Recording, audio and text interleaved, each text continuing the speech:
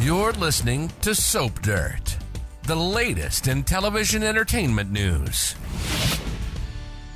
Hey, Days of Our Lives fans, I've got your weekly prediction edition. We've got Sophia lying, Johnny denying, and Julie crying. It is Belinda from Soap Dirt, and if you're not following us, please click subscribe. We've got predictions for Fake Rafe, EJ and Jada, for Johnny and Chanel, for Leo, Julie, and Doug 3, for Sophia, Aaron, and Tate, and also for Xander and Philip. Let's get right into it with our first prediction. Fake Rafe, I think, is going to blackmail EJ and target Jada so he gets a new life. So this week, for Christmas, fired head writer Ron Carlivati decided, hey, you know what I'm going to do? I'm going to bring back a rapist just in time for the holidays. And Fake Rafe, a.k.a. Arnold Fenneger, is back in Salem. The guy shows up to see EJ out of the blue when he supposedly died back like 2011, I believe. And Arnold is going to force EJ to let him crash at the mansion. That is according to spoilers for both Tuesday and Friday. By the end of the week, Arnold is really annoying EJ. You know, somehow he survived the jailhouse beating that supposedly killed him more than a decade ago, and he is going to be into all kinds of mischief. And with real Rafe getting married to Jada soon, I just wonder if Arnold is going to try and steal Rafe's life for real. Not temporarily like he did before when he was with Sammy and was working for EJ and Stefano, but for real. Just take over his life, get rid of him, and that way Arnold can have a fresh start, a redo. I mean, Jada is gorgeous. Rafe has a fun life as a PI, you know, now that he's not a cop anymore, and Arnold's always been a real creep. I don't know what the fascination is with rapists and this show and this head writer, but we're getting more of it.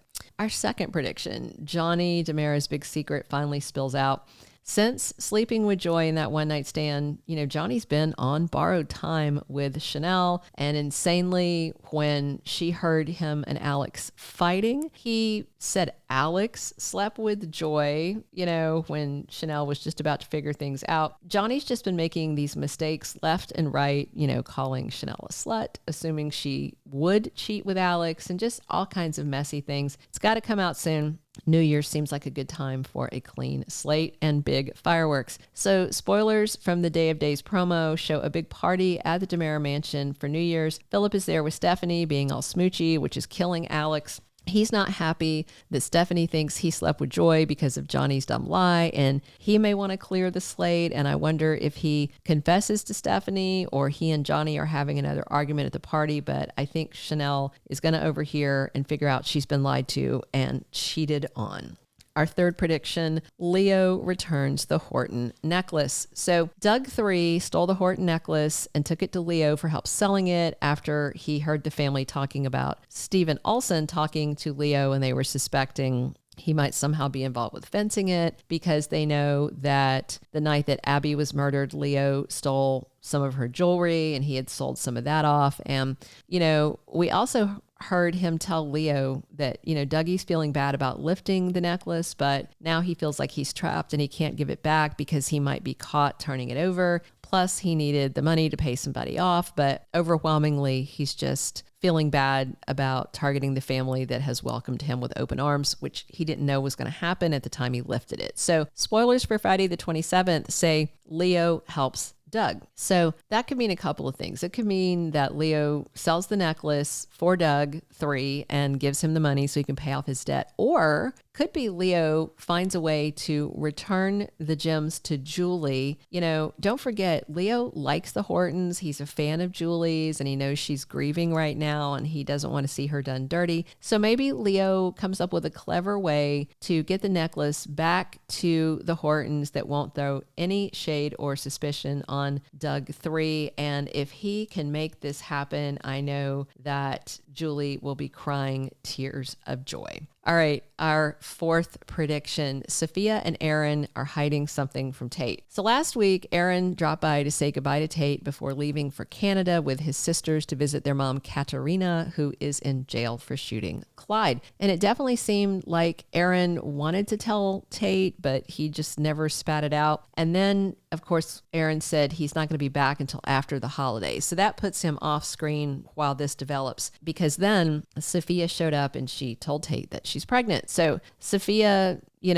said she wanted to terminate the pregnancy. And then she was talking about Illinois' law that demands parental consent for an abortion. And that's 100% untrue. I guess the writers either don't Google or they think Days fans don't know how to Google.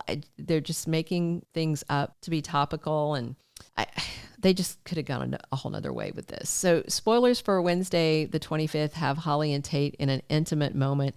The way they're using intimate, I don't know if it means sexual, because that's the same day she stops by the Brady pub, and he is having a little 2-person birthday celebration for her a few days after her actual birthday, something else the writers didn't Google or expect fans to. And spoilers for December 27th have Holly derailing a plan that Tate and Sophia have made, and that was to drive out of state to get her a abortion to avoid that non-existent law. So I think Aaron and Sophia did the deed, and there's a chance he might be the father of her baby. Now, if you say, oh, Sophia never slept with Aaron, we never saw it on screen. However, I think they might have. And if you recall, Sophia was talking to Tate about the whole condom thing, and she was thinking she might have gotten pregnant at the time she and Tate were just kind of ramping things up, and he didn't have a condom on yet, but he was near her downtown area. And then he called her Holly's name and she stopped and walked out. So she broke up with him. And then almost right after, she ran into Aaron, told him about it, and then invited him to hang out. They were going to, I think, get dinner and watch Netflix, and maybe they did some Netflix and chill. And we find out later that they did the deed. Also, with Holly interfering and Sophia's mom making her Days debut the following week, I don't think that termination goes off as planned. So Sophia may be lying to let Tate think that the baby is his, because she's assuming, either because maybe she and Aaron just did it once and she and Tate had done it more, or Sophia might intentionally be lying to get Tate more involved because he has a car and he can afford to pay for the medical procedure and Aaron can't. Either way, this plot is just on very thin ice because it's inaccurate from the jump. So 5th and final prediction, Xander and Phillip are at each other's throats at Titan. Things could have gone worse in court for Xander. He still has to share the boss chair at Titan with Phillip. And I just can't imagine Xander's brother is going to be gracious and take the 50-50 split seriously. I suspect he may throw his weight around because Phillip sees himself as the only true son of Victor Kiriakis. He already called Xander a bastard and all that. Spoilers for Friday, December the 27th, say Belle gets a job offer that pays really well, and that's after EJ tells Kristen to fire her as a consultant at DiMera on Monday the 23rd. So I wonder if Belle's job offer is from Titan Industries. Maybe Phillip offers her the job of top legal babe at the company without even checking with Xander first. I do think Belle's a good hire, but Xander may not like the lawyer that got half his inheritance taken from him being at the office every day, and he and Phillip may wind up tearing each other apart. There's a scene in the Day of Days promo where they are high-fiving, so at some point I think they are going to start getting along, but I think it's going to be a bit of a rough road before then. Thank you for being a loyal listener. Follow us wherever you get your podcast, because you don't want to miss the next episode. Soap Dirt is on all the major podcast platforms, including Apple Podcast, Spotify, iHeartRadio, and more.